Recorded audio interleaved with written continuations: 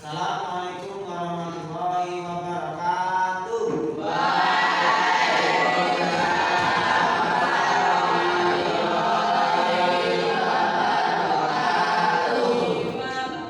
Selamat pagi anak-anak. Bagaimana kabarnya kalian hari ini?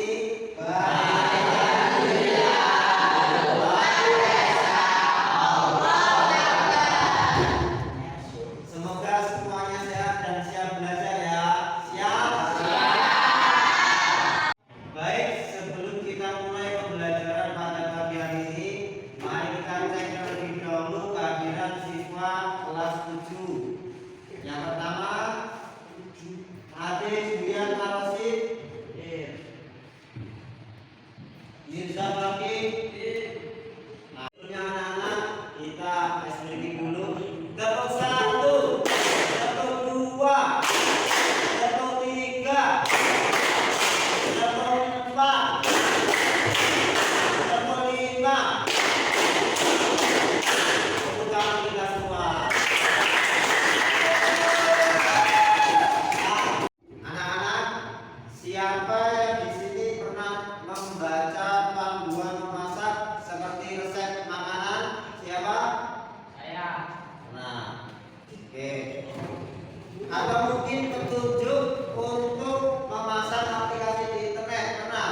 Nah, bagaimana kalau tidak ada panduan seperti itu? Apakah kalian akan kesulitan mengikuti langkah-langkahnya? Tidak. Kalau ada teks seperti itu, maka kalian pasti akan lebih mudah untuk mengikuti langkah-langkahnya. Nah, hari ini kita akan mempelajari teks prosedur.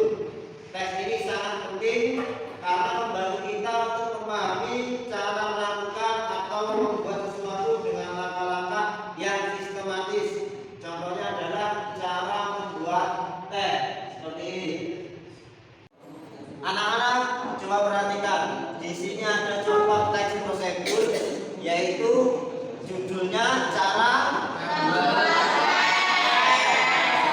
Di sini ada tujuan, material, langkah-langkah, dan penegasan ulang. Semuanya lengkap sampai cara membuat dari awal sampai akhir sampai jadi yang namanya SPL. Nah, bagaimana anak-anak? Sudah dipahami tidak? Ya. Jadi yuk kita pelajari lebih dalam lagi mengenai teks prosedur. Nah, jadi menurut kalian apakah itu teks prosedur? Ada yang tahu? Ya Mas, apa? Teks prosedur? Teks untuk membuat langkah-langkah untuk membuat sesuatu. Ya, terus bisa. Kemudian, bisakah kalian memberikan contoh teks yang berisi langkah-langkah? Misalnya selain cara membuat estek, bisa tidak? Bisa. Bagus, Mas Jian. Ya, jawabannya sudah bagus. Ternyata dari sekian banyak sudah banyak beberapa yang memahami dasar teks prosedur. Oke anak-anak, sekarang kita bahas lanjut. Ya, teks prosedur adalah teks yang berisi panduan langkah-langkah untuk membuat atau melakukan sesuatu.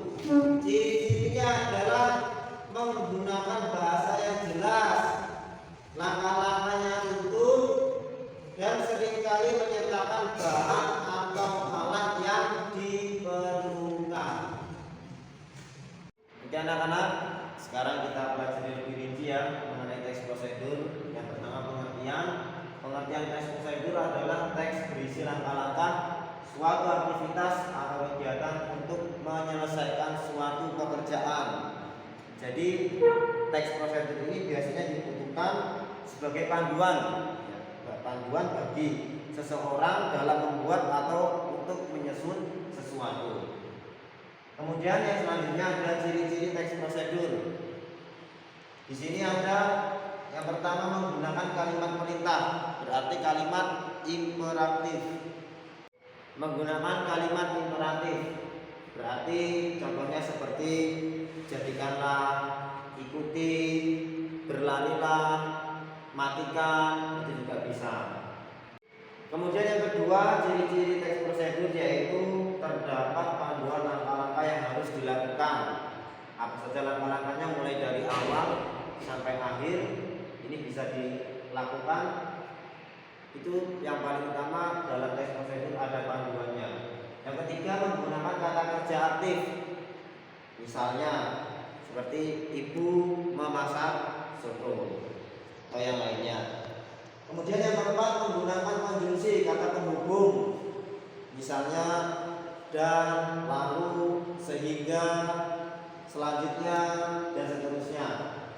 Dan yang terakhir, menggunakan kata keterangan untuk menyatakan rincian waktu, tempat, dan cara. Misalnya rebuslah mie selama kurang lebih 3 menit. Itu juga bisa.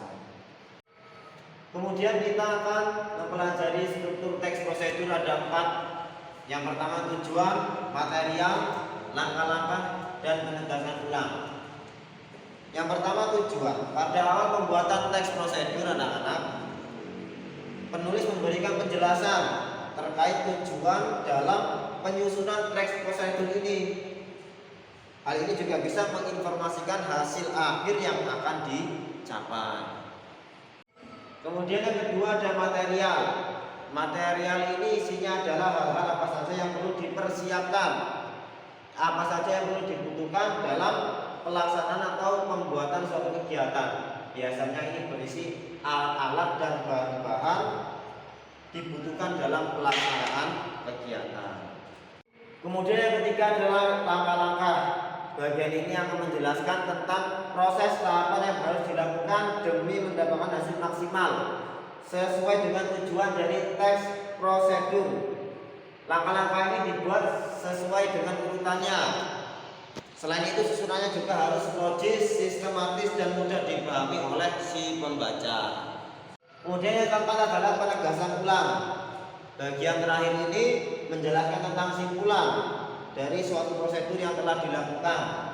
Bagian ini bersifat opsional, yakni boleh ada dan boleh tidak ada dalam teks prosedur. Nah, coba kita lihat di sini. Di sini ada contoh cara merawat tanaman. Di sini tujuan teksnya adalah menjaga tanaman agar tetap tumbuh subur. Kemudian langkahnya dijelaskan satu persatu dengan utuh. Apakah ada yang ingin menambahkan pendapat? Ya, jawaban pendapatnya dari Mas Monjel bagus sekali ya. Jawabannya bagus. Kita lanjutkan ke teks berikutnya.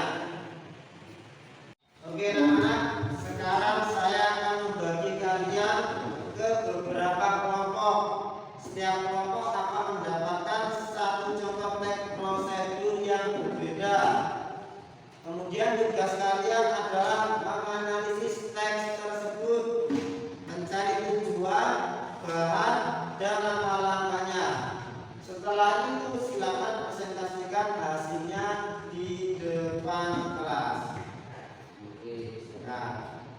Oke, sekarang silakan duduk dengan kelompoknya masing-masing. Oke, silakan dikerjakan setiap masing-masing kelompok. Silakan teks yang sudah Bapak bagi, silakan dianalisis mulai dari tujuan, bahan-bahan, kemudian langkah-langkah, ya semuanya dicari. Kemudian nanti kita presentasikan. Assalamualaikum warahmatullahi wabarakatuh.